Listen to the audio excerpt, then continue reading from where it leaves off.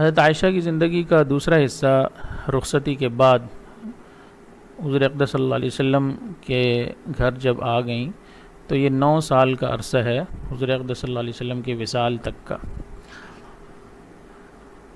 اس کے بعد پھر 49 سال حضور اقدس صلی اللہ علیہ وسلم کے وصال کے بعد کے۔ حضرت عائشہ رضی اللہ تعالیٰ عنہ ازواج میں تیسری زوجہ ہیں، لیکن پہلی اور ایک ہی کنواری زوجہ ہیں، اس کے علاوہ کوئی بھی زوجہ کنواری نہیں تھی۔ حضرت عائشہ رضی اللہ تعالیٰ عنہ غزوہ احد میں شریک رہیں، زخمیوں کو پانی پلاتی تھیں اور اس وقت ان کی عمر 11 سال تھی۔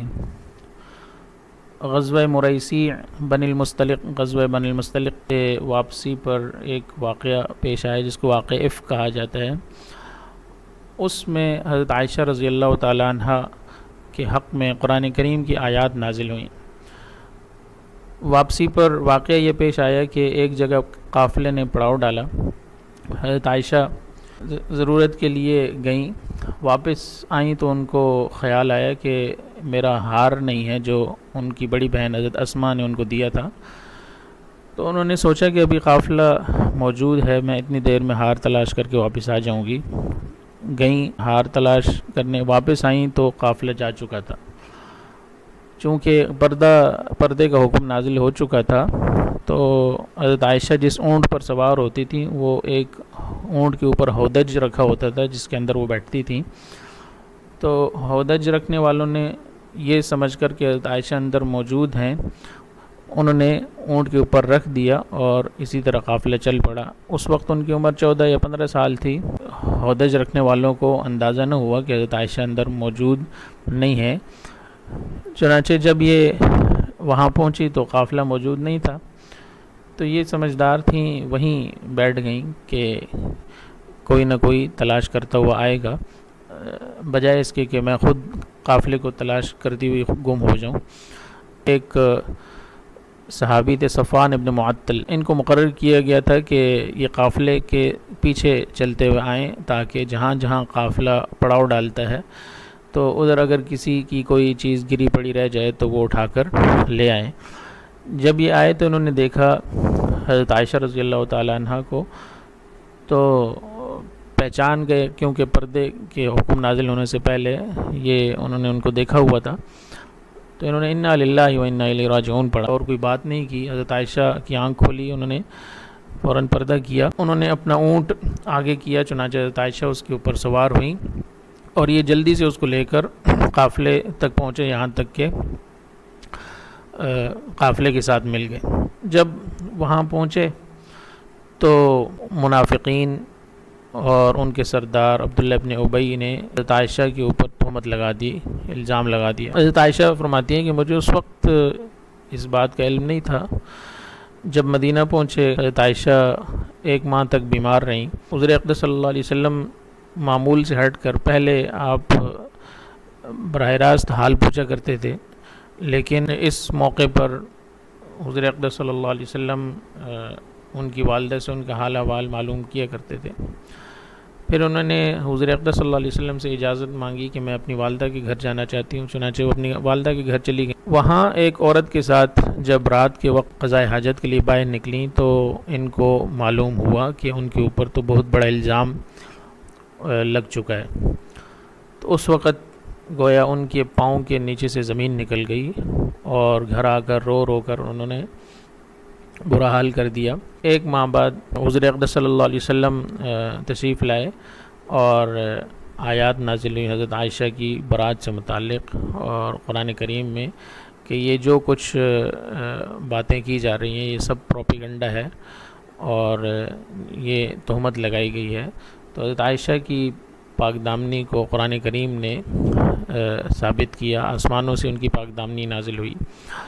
تو یہ جو واقعہ ہے یہ غزوہ بنی المصطلق سے واپسی پر پیش آیا تھا۔ یہ بھی ان کی خصوصیت ہے کہ ان کے حق میں قرآن کریم کی آیات نازل ہوئیں ان کی برات سے متعلق۔ ایک اور غزوہ میں غالباً یہ اس کے بعد ہی پیش آیا ہوگا، ہار گم ہونے کا واقعہ دوبارہ بھی پیش آیا تھا، تو اس موقع پر پھر انہوں نے حضور اقدس صلی اللہ علیہ وسلم کو پہلے سے بتا دیا تو حضور اقدس صلی اللہ علیہ وسلم نے قافلے کو روک دیا اور ہار کی تلاش شروع ہوئی. اللہ تعالیٰ کی طرف سے تیمم کا حکم نازل ہوا اس موقع پر کہ اگر پانی نہ ملے تو پھر تیمم کیا جائے. ایک صحابی نے فرمایا اے آل ابو بکر، یہ تمہاری کوئی پہلی برکت نہیں ہے، یعنی انہی کی برکت سے ایک اور تیمم کا حکم بھی نازل ہوا جس میں مسلمانوں کو آسانی ہوئی. ایک اور واقعہ ایلا اور تخیر کا ہے. ایک مرتبہ حضور اقدس صلی اللہ علیہ وسلم تشریف فرماتے، ارد گرد ازواج مطہرات تھیں. حضرت ابوبکر صدیق اور حضرت عمر فاروق تشریف لائے تو دیکھا کہ ازواج مطہرات مطالبہ کر رہی ہیں کہ ان کے نفقے میں کچھ اضافہ کیا جائے، کیونکہ اب حالات کچھ اچھے ہو گئے تھے، مالی حالات. حضور اقدس صلی اللہ علیہ وسلم اس سے پریشان تھے. تو ان حضرات نے سوچا کہ اپنی بیٹیوں کو کم از کم یہ تنبیہ کریں گے، حضرت بکر صدیق، حضرت عائشہ کو اور حضرت عمر فاروق، حضرت حفصہ کو. تو ان کی بیٹیوں نے تو بعد میں خود ہی دستبردار ہو گئیں. انہوں نے کہا کہ ہم حضور اقدس صلی اللہ علیہ وسلم سے نفقے کے اضافے کا مطالبہ نہیں کرتے.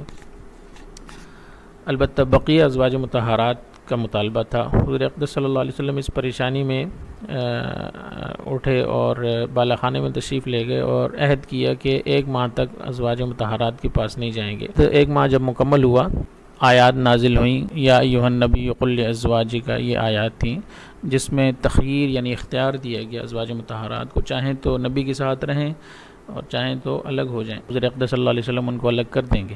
تو سب سے پہلے آ کر حضرت عائشہ کو ہی حضور اقدس صلی اللہ علیہ وسلم نے یہ اختیار دیا اور ان کو یہ بھی فرمایا کہ اپنے کوئی بھی فیصلہ کرنے سے پہلے والدین سے مشورہ کر لینا. تو حضرت عائشہ فرماتی ہیں کہ اس میں والدین سے مشورہ کرنے کی کوئی بات نہیں ہے، میں نبی کو ہی اختیار کرتی ہوں. اور دیگر ازواج مطہرات کو بھی جب یہ بات پتہ چلی تو سب نے ہی حضور اقدس صلی اللہ علیہ وسلم کو اختیار کیا اور نفقے کے اضافے کے مطالبے سے دستبردار ہو گئیں. ان آیات میں اللہ تعالیٰ نے فرمایا یا ایھا النبی قل لازواجک ان کنتن تردن الحیاۃ الدنیا وزینتها فتعالین امتعکن واسرحکن سراحا جمیلا. اے نبی، آپ کہہ دیجئے اپنی بیویوں سے کہ اگر تمہیں دنیا کی زندگی اور اس کی زینت چاہیے تو آؤ، میں تمہیں اچھے طریقے سے تحفے تحائف دے کر تمہیں رخصت کر دیتا ہوں. وَإِن كُنتُنَّ تُرِدْنَ اللَّهَ وَرَسُولَهُ وَالدَّارَ الْآخِرَةَ فَإِنَّ اللَّهَ أَعَدَّ لِلْمُحْسِنَاتِ مِنكُنَّ أَجْرًا عَظِيمًا. لیکن اگر تم اللہ اور اس کے رسول کو اور آخرت کو اختیار کرتی ہو تو پھر تم جیسی نیک عورتوں کے لیے اللہ تعالیٰ نے بڑا اجر تیار کر رکھا ہے. تو جو نبی کی بیوی ہے اس کا مرتبہ اور مقام بہت بلند ہے، وہ عام عورتوں کی طرح نہیں ہے. تو ان کو دنیا کے بجائے آخرت کو ترجیح دینی چاہیے. تو یہ ایک اور واقعہ تھا ایلا اور تخیر کا. اس میں بھی سب سے پہلے حضرت عائشہ کو ہی حضور اقدس صلی اللہ علیہ وسلم انہی کے پاس گئے اور ان کو یہ اختیار دیا.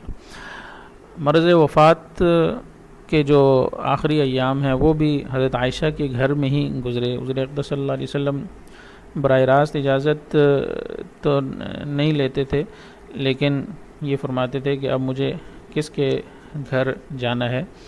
تو حضرت ازواج مطہرات سمجھ گئیں کہ حضور اقدس صلی اللہ علیہ وسلم حضرت عائشہ کے ہاں قیام فرمانا چاہتے ہیں. تو انہوں نے فرمایا کہ آپ جہاں چاہیں قیام فرمائیں.